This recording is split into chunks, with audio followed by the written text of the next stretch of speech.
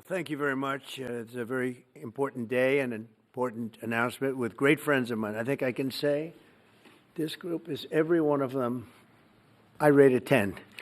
I can't always say that, even if they're Republicans, and these are Republicans, great Republicans. I want to thank you all for being here for this important announcement, 7 years in the making. As you know, this has been going on for a long period of time, and I am thrilled to report that the U.S. Space Command headquarters will move to the beautiful locale of a place called Huntsville, Alabama, forever to be known from this point forward as Rocket City.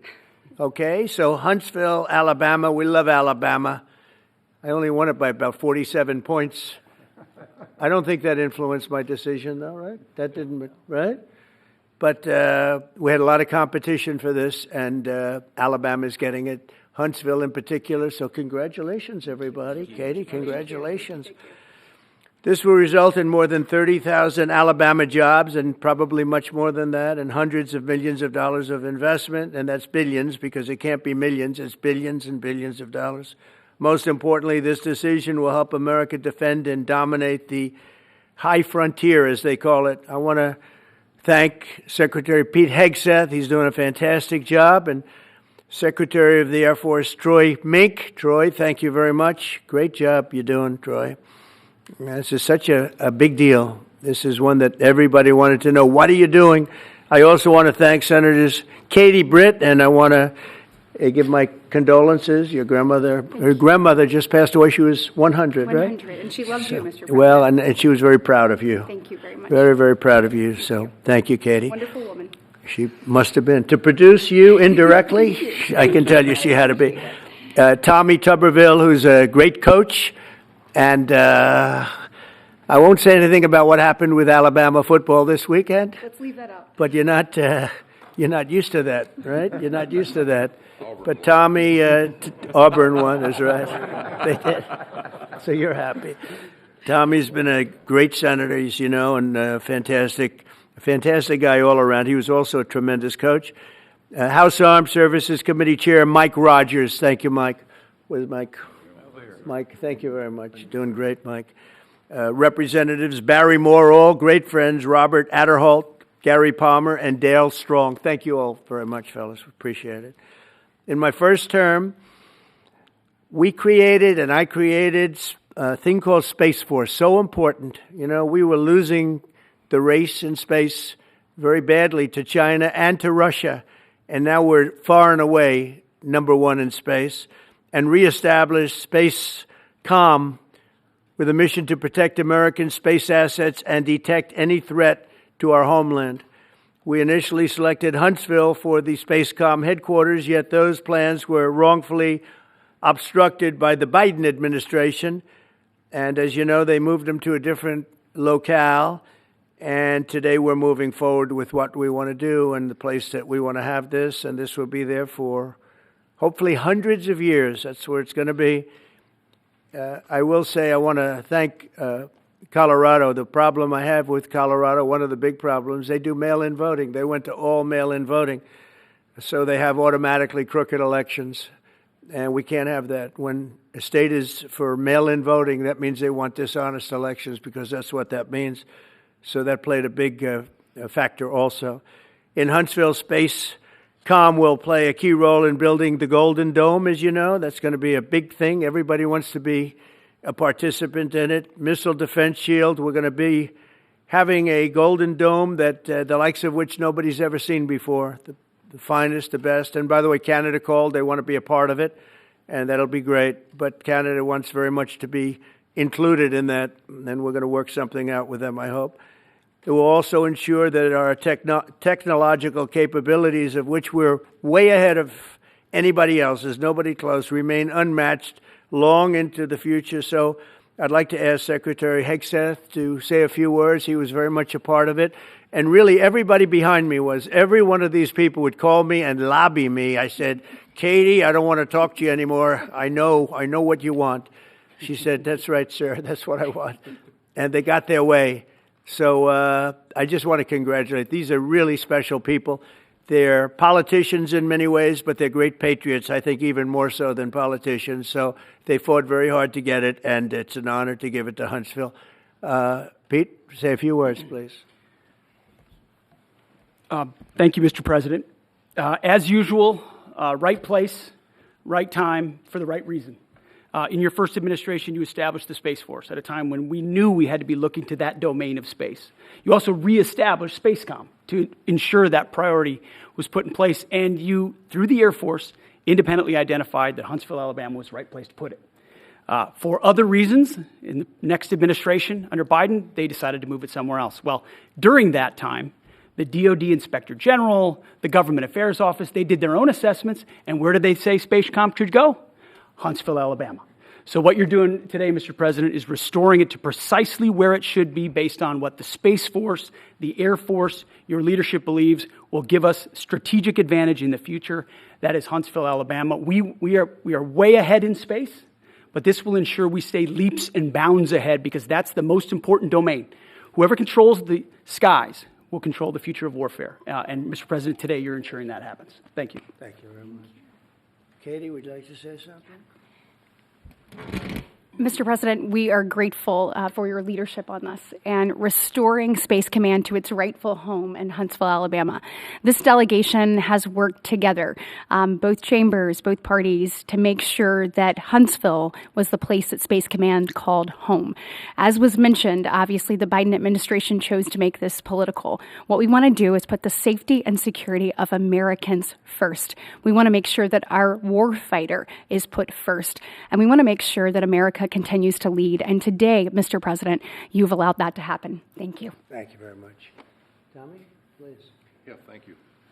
Thank you, Mr. President. This is a great day for our country, not just for our state of Alabama. We need help in our military. We need to catch up. And as Secretary has said, we're not behind in space, but we know where we're at, and we need to expound on that. Now, this move will save the taxpayers $480 million. It's not going to cost more. It's going to cut $480 million. We have the plans intact. It'll be behind a secure wall in Huntsville, Alabama, at Redstone Arsenal. We have 40,000 people there. We have the FBI there. We have missile defense there. We have NASA, Blue Origin, and SpaceX. It is the perfect place for Space Command. I would tell you today, and I've spoke with the President for the last 3 or 4 years about this, if I thought it needed to go somewhere else because I understand the security of our country, I'd be for that. But the best place for Space Command is Huntsville, Alabama, because what we have and what it means to this country is going to be so important. So thank you, Mr. President, for this, and we look forward to building a huge Space Command and having the Donald J. Trump Space Command Center in Huntsville, Alabama. Here.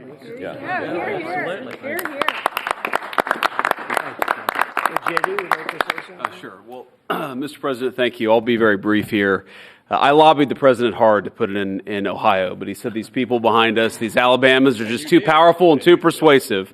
And so it's in Alabama, but as Tommy said, this is exactly the right place for Space Force and Space Command. I think Americans ought to appreciate the fact that you can't win the battle of the future unless you control the skies.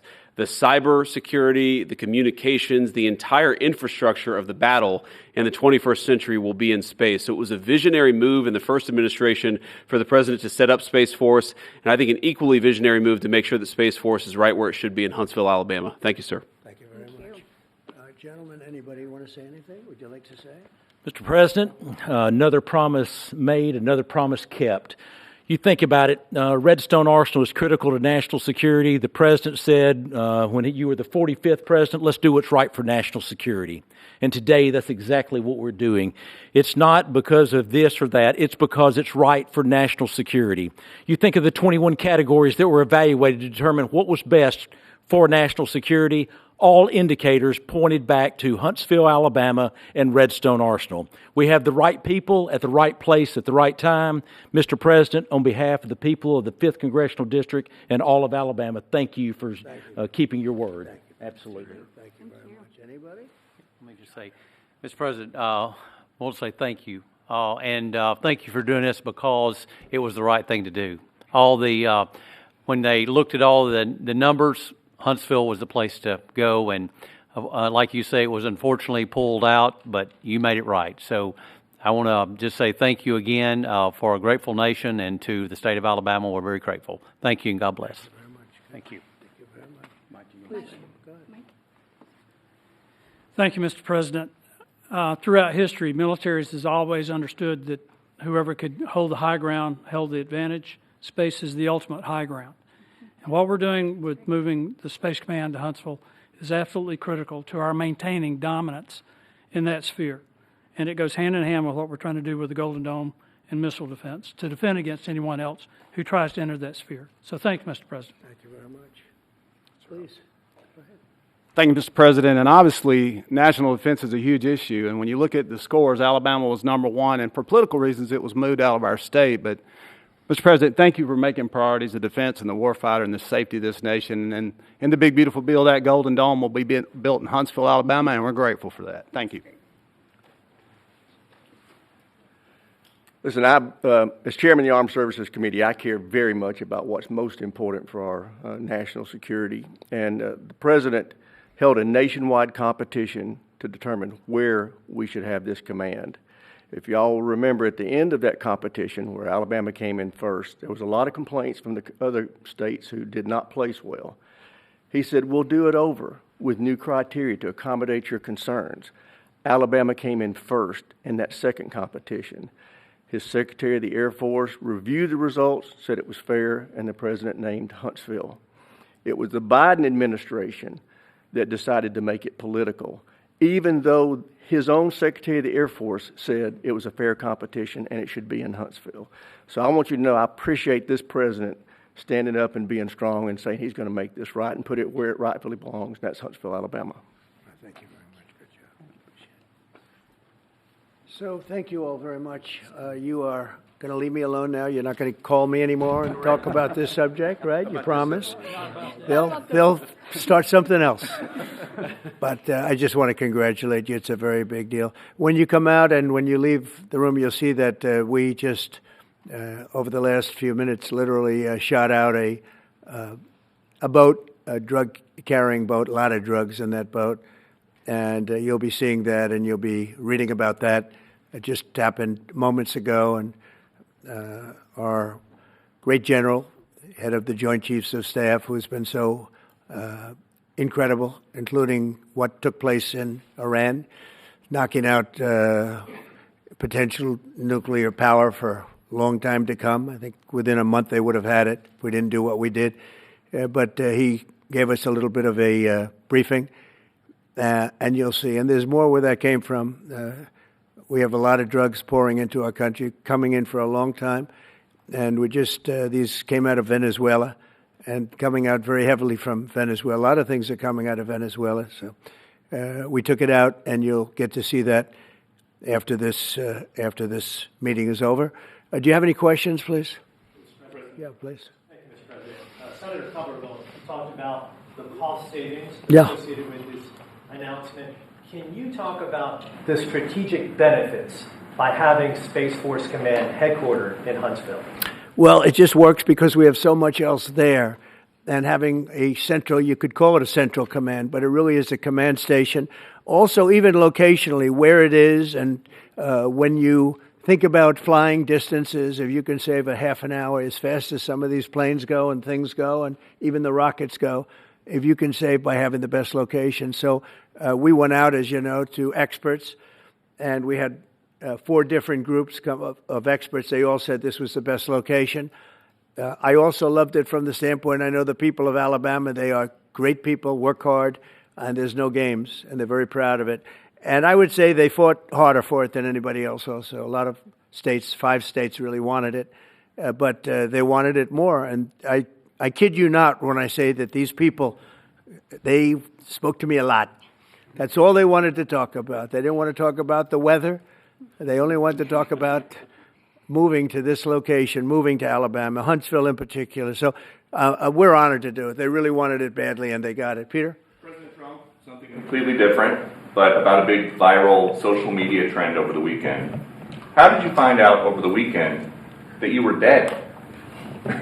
You see that? No. People didn't see you for a couple days. 1.3 million user engagements as of Saturday morning about your demise. You know, I have heard, it's sort of crazy, but last week I did numerous news conferences, all successful. They went very well, like this is going very well. And then I didn't do any for 2 days, and they said, there must be something wrong with him. Biden wouldn't do them for months. You wouldn't see him. And nobody ever said there was ever anything wrong with him, and we know he wasn't in the greatest of shape. No, I heard that. I get reports. Now, you knew I did an interview that lasted for about an hour and a half with somebody, and everybody saw that was on one of your competitors. I did numerous shows and also did a number of truths, long truths, I think pretty poignant truths. No, I was very active over the weekend. They also knew I went out to visit some people at the club that I own, pretty nearby on the Potomac River. And no, I've been very active actually over the weekend. I didn't hear that one. That's pretty serious stuff. I'm glad it's Well, it's fake news. You know, it's just it's so fake. That's why the media has so little credibility. I knew they were saying, like, is he okay? How's he feeling? What's wrong? I said, I just left. And it's also sort of a longer weekend, you know. It's Labor Day weekend, so I would say a lot of people know. I was very active this Labor Day. I had heard that, but I didn't hear it to that extent. Go ahead, Peter. Something else. We know that this country has a huge problem with school shootings. You've said that you're open to sending the National Guard pretty much anywhere. Would you ever consider sending an armed National Guardsman to every school? Well, we have a big problem with school shooting, but we also have thousands and thousands of schools that run perfectly. You know, they talk about you can do things construction-wise, and that's really, I think nobody knows more about construction than me. You can build the construction doors. You can build what they call safety doors, where they lock on the outside, the inside, and every place else. Well, but if one of these lunatics happens to get through, then the police can't get in.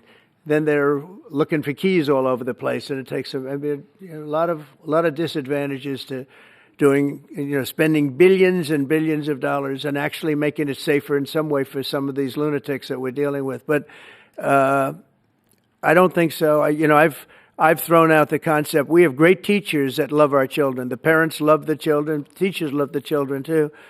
And if you took a small percentage of those teachers that were in the military, that were distinguished in the military, that were in the National Guard, et cetera, and you let them carry. That's something that a lot of people like. I sort of liked it. I'd have to be studied, but they're trained. They know about weapons. You can't do it with every teacher because most teachers don't know, and But I always thought that would be an alternative. But it just we've had a lot of instances. Other countries have also. They have different kinds of problems than we have, but we do have. There's something going on. And it's a bad thing. Yes, please. Have you spoken with President Putin in the past week? Have you spoken with President Putin in the past week? Yeah, I don't want to. I have learned things that will be very interesting. I think in the next few days you'll find out. Will there be any consequences if there isn't some type of announcement of a meeting with President Putin and President Zelensky? Yeah, and what could those consequences be? We're going to see what happens. We're going to see what they do and what happens. I'm watching it very closely. Last week, they lost 7,000, between the two countries, 7,313 soldiers, to be somewhat exact, for no reason whatsoever.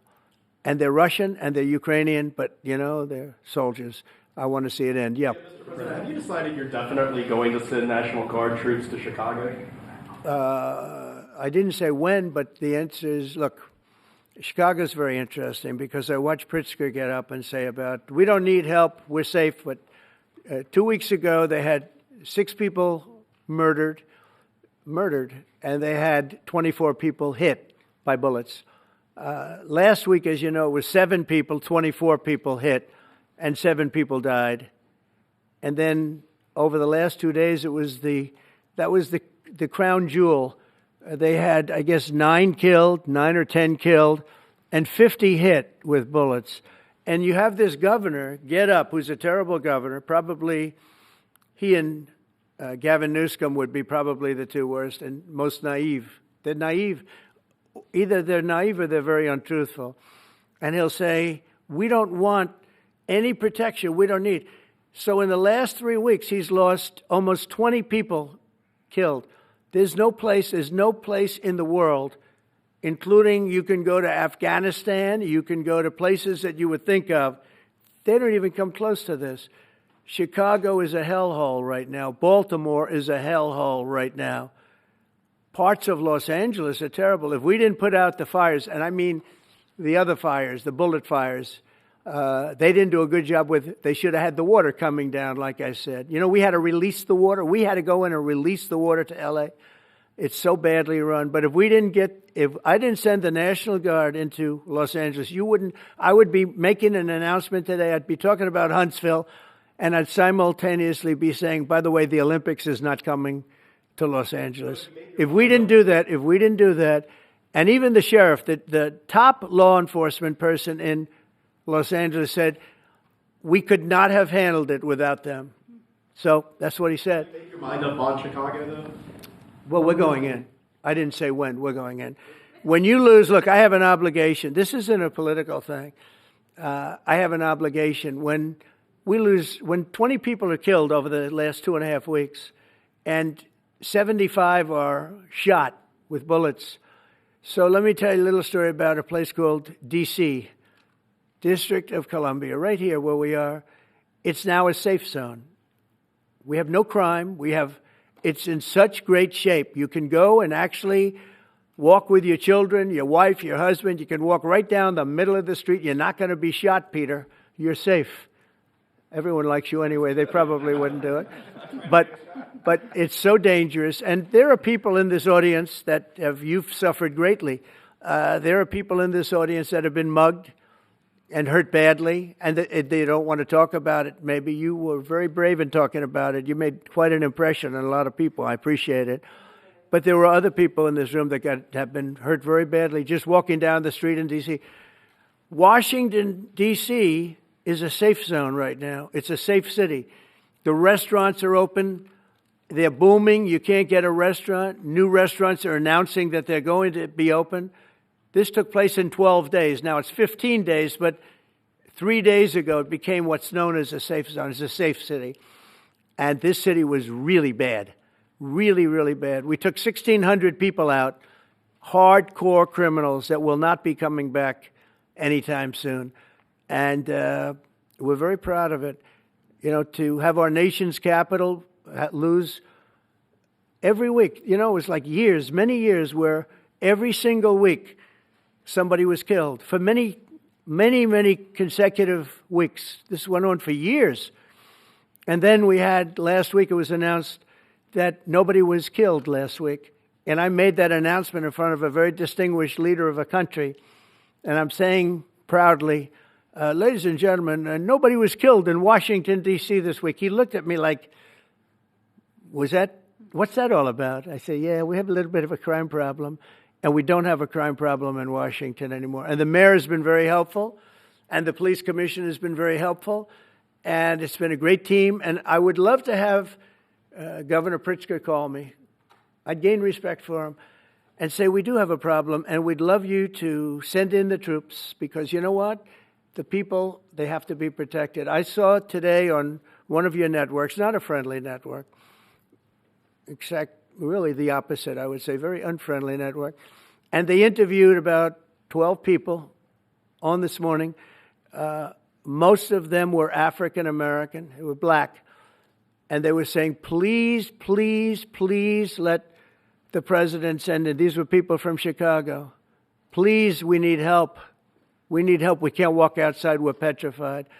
If the governor of Illinois would call me up, I would love to do it. Now, we're going to do it anyway. We have the right to do it because I have an obligation to protect this country. And that includes Baltimore. I saw where Governor Moore was asking me to take a walk down the street of Baltimore. Well, Baltimore is a very unsafe place. It's rated number 4 in the city, one of the most unsafe places anywhere in the world. But, you know, we took care. This was a beautiful thing that happened in Washington because we showed that it could be done. And this wasn't just sending big, strong guys, and they are big and they are strong. You know, we had a great decision from the Supreme Court that had to do with sort of talent. It had to do with you are put down based on merit. You can hire based on merit. So merit for a soldier or for a policeman is strong, physically fit, having a certain ability, not a person that is woke and got the job through woke, but wasn't strong enough to lift a gun out of the holster, et cetera, et cetera. No, I looked at the police. As you know, last week I went over, we had a meeting with, there had to be 300 people, and they were all very impressive looking. And when the bad guys see them, they're not going to do a thing. And so I'm very proud of Washington. It serves as a template, and we're going to do it elsewhere. But Chicago is certainly going to be high. I would love to have him call. I would love the governor of Illinois. I'd be honored to take his call. All he has to do is say, sir, we need help. It's out of control. And everyone knows it is. He's not kidding anyone. I would love to have, I would say, Governor Moore call, because I watched him over the weekend trying to explain that Baltimore, what they need is housing. No, they don't need housing. They need to get rid of the criminals. These are hardcore criminals. You know, we took many people off the streets of Washington, D.C. They're hardcore. They're not going to be good. In 10 years, in 20 years, in 2 years, they're going to be criminals. They were born to be criminals, frankly. They were born to be criminals, and they're tough and mean, and they'll cut your throat, and they won't even think about it the next day. They won't even remember that they did it. And we're not going to have those people. Washington, D.C. is now a safe zone. It's a safe place. And you can walk, Katie, you can walk right down the street with, by the way, one of the biggest human beings I've ever seen, which is her husband. He was a football player for like 11 years in the NFL. He's a big person. But big doesn't mean anything when they have guns and when they have knives and everything else that they have, right? But you can walk right down the street, even by yourself, and you're totally safe. Washington, D.C. is a great thing. Yes, ma'am, please. Mr. President, as you're calling on Democratic leaders across the country to work with you on crime, do you see your efforts here in D.C., including, for example, working with Mayor Bowser here as a model for bringing more bipartisanship in matters not only with crime, but also issues that matter to everyday American people's lives? So Mayor Bowser's been great. She could have taken the thing, oh, well, and then after I clean it up, they'll take credit for it. You know what they do is they take credit. Like, we cleaned up Los Angeles. We did a great job there. And it was overwhelming what was going on. And again, the police chief made a statement that we could not have done, there's no way they could handle it. You saw what was happening out there. It was going to be a disaster. We stopped it cold. If we didn't do that, would have been a very sad day. And you know, remember, we have the Olympics, we have the World Cup, we have all these things coming, and we have 250, all of these things coming. But I watched Newsom get up and say he's doing a great. He's not. We're the ones that did it, and that's okay, whatever it takes. But the main thing is But he got up and said we did it. Well, he didn't want us there, and he's going to need us again because it's starting to form again. I see it. It's starting to form again. You know, we have to maintain. It's like maintenance on an airplane. You can buy it, but you have to maintain it. And if you don't maintain it, a good plane becomes very unsafe very quickly. So it's an honor to do it. A lot of presidents wouldn't do what I'm doing. I don't need this heat. But when I watched television last night and I'm watching the news and I see that 9 people were killed in Chicago and 54 were badly wounded with bullets, I say, that's not this country. We have to do something. And I do say this. I say this very much. I'm not speaking to anybody but them right now. I would love to receive calls from governors and mayors saying they need help. We'll help them. We have a lot of people. We have a great force. We have a great military force. You know, Pete will tell you that when I was running for office, and this was a big headline, I think, you know, probably got me a couple of votes, but you couldn't sign people in the military. Nobody wanted to join the military, the Army, Air Force, the Navy, Marines, Space Force, Coast Guard. We never forget Coast Guard because they've done such a great job. Never. But nobody wanted to join any of them. We were way below what we wanted. Every single one. The closest was the Marines, whatever that is. You'll explain that to me. But the closest was the Marines. But every service was way down, way down. And then I got elected, and our country is the hottest country anywhere in the world right now. Everybody's talking about the USA. They're talking about the job that we're doing. Everybody. We have the best economy. We have a very, very important decision being made by the Supreme Court because our country is the richest, the strongest, the most powerful. But if for some reason some liberal court, I'm talking about the court that just ruled, where even an Obama judge voted in favor of us, which I gave him a compliment yesterday, as you know. I said that took great courage. But it's a liberal court, and it's going up to the Supreme Court, who I think have been incredible people. I think they've made very wise decisions. But the tariff question, because without the tariffs, this country is in serious, serious trouble. We've taken in almost $17 trillion of investment is coming in. Most of it is coming because of tariffs. And if for some reason somebody wanted to be politically correct, I actually think it's unpolitically correct. I think politically correct is to approve it because there's nothing so popular as what's happened to our country. Our country is doing so well. But we had a liberal court gave us a very shocking ruling, and that ruling is basically saying that the trillions of dollars that are pouring into our country, putting us in a position like no country is anywhere in the world, that they'd like to see us that taken away. By the way, a lot of the people behind that lawsuit, that particular, are from foreign countries. I might add. There's a video that is circulating online now of the White House where a window is open to the residents upstairs and somebody is throwing a big bag out the window. Have you seen this? No, that's probably AI generated. So Actually, you can't open the windows. You know why? They're all heavily armored and bulletproof. So that's a fake video? Well, it's got to be because I know every window up there. The last place I'd be doing it is that because there's cameras all over the place, right? Including yours. No, but every window, I've never seen a window that's... In fact, my wife was complaining about it the other day. She said, love to have a little fresh air come in, but you can't. They're bulletproof. And number one, they're sealed. And number two, each window weighs about 600 pounds. You have to be pretty strong to open them up. No, that has to be... Where was the window? Let me see.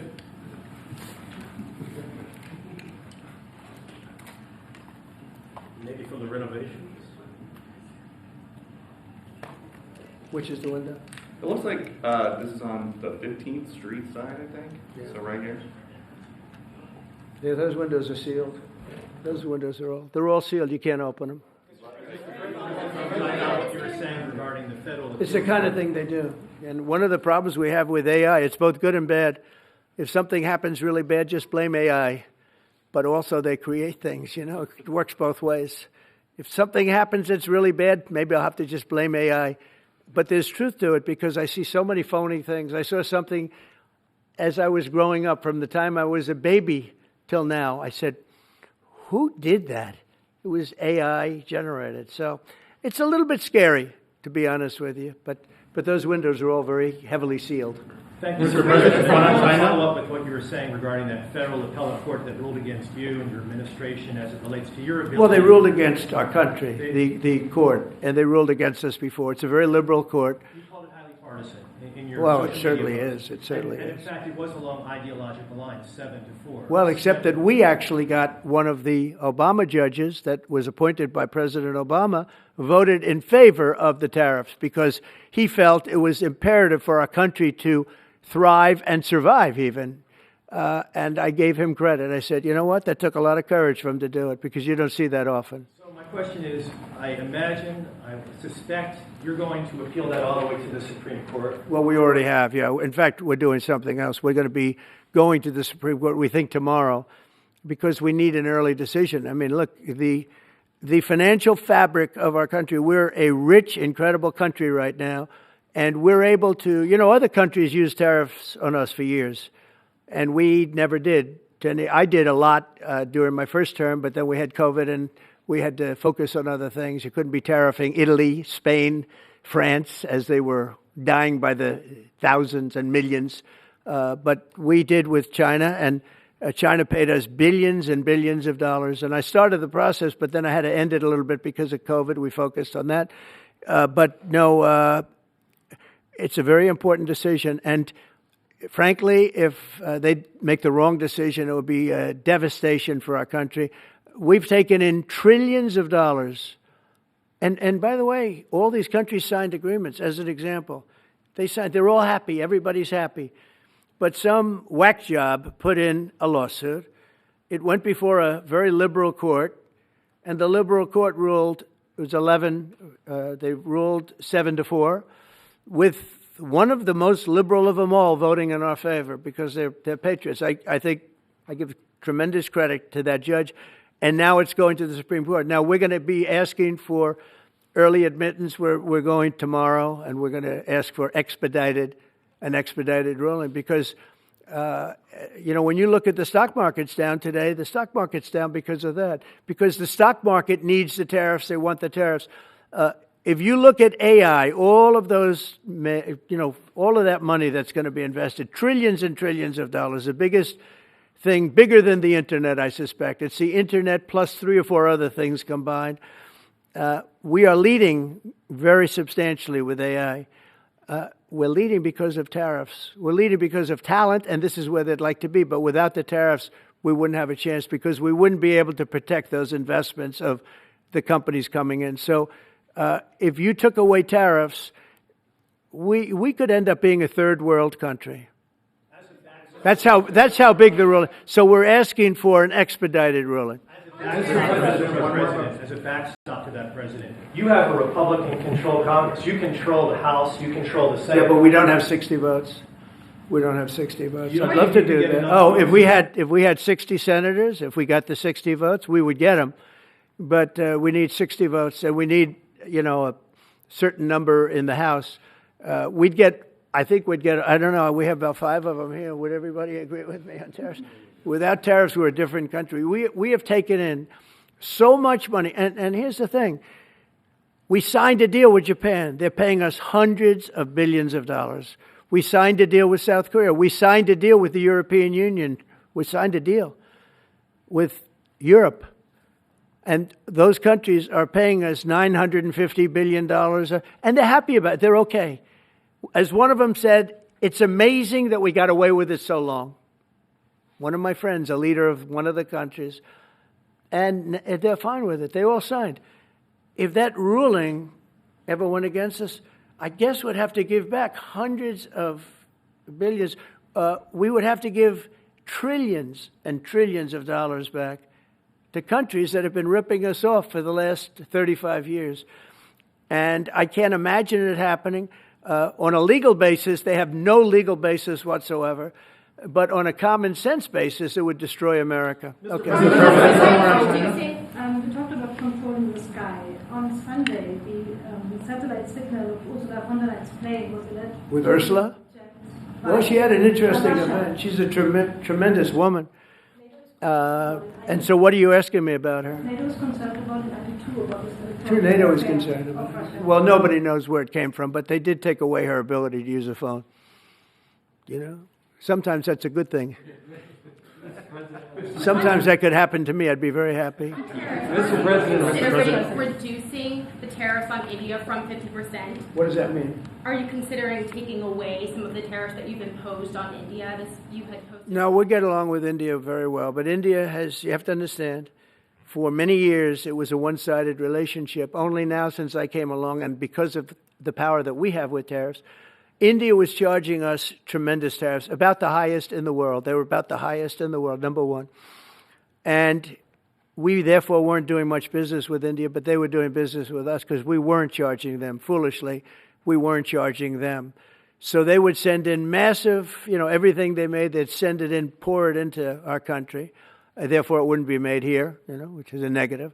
But we would not send in anything because they were charging us 100% tariffs. And, I'll give you an example. Harley Davidson. Harley Davidson couldn't sell into India. There was a 200% tariff on a motorcycle. So what happens? Harley Davidson went to India and built a motorcycle plant. And now they don't have to pay tariffs. Same thing as us. So what we're doing is literally thousands of companies are coming into the U.S., car companies, AI, but, more traditionally, car companies. We have so many car company factories under construction or being designed right now. And they're coming from China, they're coming from Mexico, I must tell you, and they're coming from Canada. A lot of them coming from Canada. But they're coming into our country because they want to build here. And they want to build here for two reasons. Number one, they'd like to be here. And number two, the tariffs are protecting them. And number three, they want to avoid paying tariffs. When they build their cars here, they don't have any tariffs to pay. You know, when you build here, you don't have any tariffs. Mr. President, Go ahead. in light of the Minnesota shooting last week, the Department of Homeland Security is now awarding more than $100 million to hundreds of faith organizations across the country to help them ramp up security. What's your vision for further protecting religious liberty across the country amid incidents of threats and So violence? religious liberty is so important, and we're talking about every religion now, and we're doing things on that nobody else has ever done, and we're going to be having a big announcement in about 2 weeks on that question. Yeah, please. On Space Command, sir, are you concerned that people may not be willing to relocate from Colorado to Alabama? No, I'm not worried. It will get somebody else. I mean, the problem with Colorado is they have a very corrupt voting system. Look, I have so many friends in Colorado. Anytime you have mail-in voting, you have corrupt elections. Very simple. It's very simple. Even Jimmy Carter said it with his commission. They set up a commission with him and Scoop Jackson and some people, highly regarded people. And they said the finding was, if you have mail-in voting, you will have corrupt elections. Well, your radical left governor decided that he was going to have all mail-in voting in Colorado. Once you have all mail-in voting, and for whatever reason, the Democrats cheat. And they cheat like, they're not stupid. That's the only thing. They're no good on policy. They're no good on management. They're no good at government. But they're great at cheating. And they stick together, too. I give them credit for sticking together. Mr. President, please. Obviously, this is a big win for national security, moving this to Alabama. We've all can agree with that. Big. Is there any idea of the economic impact this has on the state and on that local area? Katie, do you want to answer that? Look, I mean, go ahead. Please go. This is going to be tremendous. I mean, the state of Alabama, what we've seen through this process is the worst of Washington. We've seen politics get in the way of what is best for the warfighter, what's best for national security. And the state of Alabama is about to show the country the best among us. So we know the economic impact is going to be tremendous. There at Redstone Arsenal, we're proud to house everything from the FBI to headquarters there for material command to a number of things. We obviously have NASA with Marshall Space Flight Center, and so this naturally fits within. When you look at the decision matrix that they placed in front of us, that's why we ranked so high, is because we have the resources necessary and the ability to build out quickly to meet the needs in front of us. As far as economic impact, it would be tremendous. Does anybody have an exact number? 1,600 jobs. 3,000 spinoff. With 3,000 spinoff. Look at this. This is teamwork right here. So we are really proud, and the people of Alabama are ready to get to work. And I've got a housing question, if you could, just for a second, Mr. Yeah, President. please. Owning a home and going about the American dream seems like it's out of touch for a lot of Americans. Just recently, you pushed out a statement about addressing an emergency housing situation. That's right. We're thinking about doing that. Yeah, can you just... Well, we need a little help from the Fed. We have a man named Jerome Too Late Powell. You probably heard of him. He's too late. He's way too late. And the economy is so strong that it's pushing through that. Normally, it would have been much tougher. But we're doing so well that we're pushing through it. But it makes it very hard for people to get mortgages because too late is too late. Very simple. He's too late. And probably political, whatever. He wasn't too late before the election. Before the election, he was cutting rates, right? Because he was hoping that, I guess, Biden would get in or that Kamala would. He was a big Biden guy. Explain that one. And then he was a Kamala person. But he was hoping, I guess, she'd win, I guess. I don't know. It didn't work out too well. But, yeah, we need a very serious cut. You know, I think that if you look back many decades ago, the United States was always the lowest, even if they were doing badly. The United States was, because without the United States, everything in the world would die. It's true. It's so powerful. It's so big. And I made it really big in the first 4 years. Then it started to degenerate with what this Biden administration did. But we built it up to a level that I never thought we could be at this quickly. We're the hottest, we're the best financially. The money coming in is so big because of tariffs and other things, but because of tariffs. Tariff gets us even those other things. Plus, it gets us great negotiating. I settled 7 wars, and numerous of those wars were because of trade. And numerous of the trade deals that I made were because of tariffs. It gives you a great negotiating ability.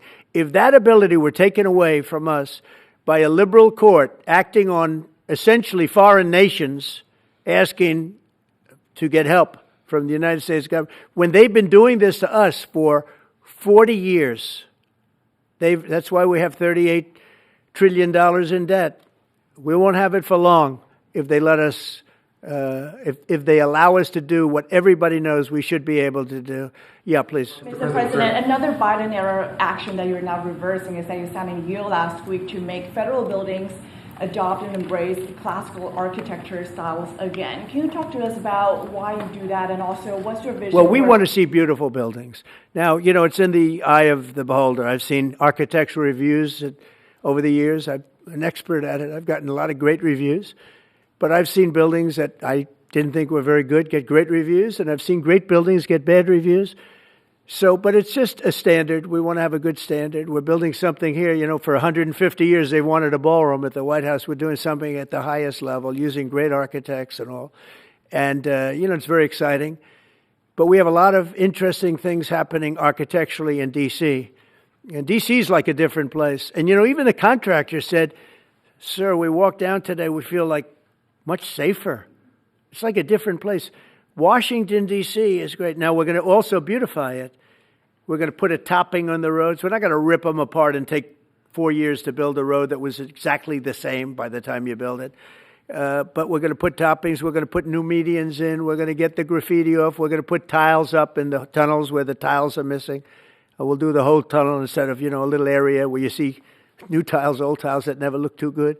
But they could use it. You know, they've been up for 50 years. They've served their duty. But we're going to make this within about a 20-mile radius from the White House. We're going to have this place spick and span. It's going to be crime-free, and it's going to be spick and span. It's going to be. You'll be proud of Washington again. Go ahead, please. Sir, China's having a massive military parade that President Putin and Kim Jong-un will be attending. Do you interpret that as a challenge to this? And are you concerned at all about those countries? No. Trying to be some sort of counterweight? Not at all. China needs us, and I have a very good relationship with President Xi, as you know, but China needs us much more than we need them. No, I don't see that at all, no.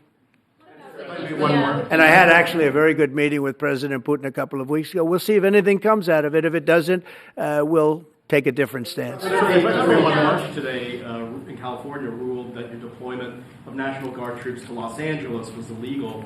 Do you have any response? Well, it was a radical left judge.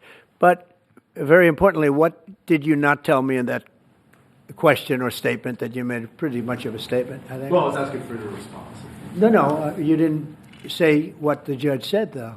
The judge said, but you can leave the 300 people that you already have in place. They can continue to be in place. That's all we need. But why didn't you put that as part of your statement? Because the same judge ruled exactly as you said, except the judge said that you could leave the 300 people that you already have in place. They can stay, they can remain, they can do what they have to do. Thank you very much, everybody. We appreciate it. Thank you. Thank you. Thank you very much.